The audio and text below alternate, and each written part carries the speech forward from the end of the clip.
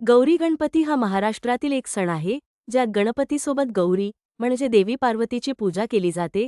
गौरीला महालक्ष्मी किंवा ज्येष्ठा, कनिष्ठा म्हणूनही ओळखले जाते आणि ती संपत्ती, आनंद व समृद्धीचे प्रतीक मानली जाते.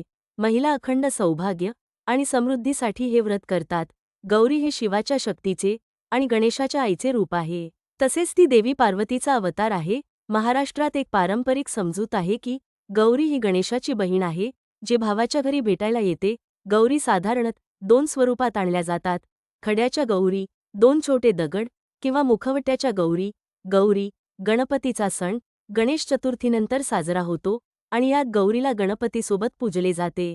गौरी उत्सवामध्ये 16 या अंकाचे विशेष महत्त्व आहे.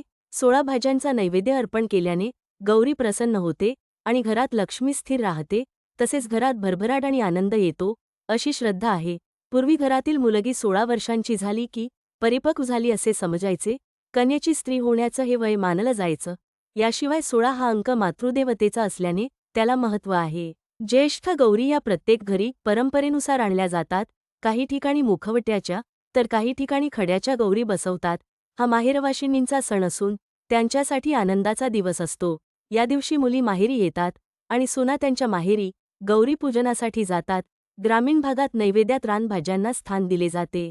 यामध्ये पालक, मेथी, चुका, आळू, अंबाडी, पत्ताकोबी, फुलकोबी, लाल भोपळा, गिलके, दोडका, गवार, वालाच्या शेंगा, कारले, भेंडी, पडवळ, शेवग्याच्या शेंगा, मिरची, दुधी भोपळा, चाकी, चवळी अशा भाज्या केल्या जातात.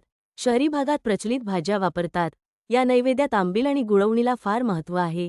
ज्वारी भिजवून त्याचे ओलसर पीठ दही आणि पाण्यात शिजवून ही आंबील गुळाचा पाक किंवा दुधात मिसळून खाल्ली जाते.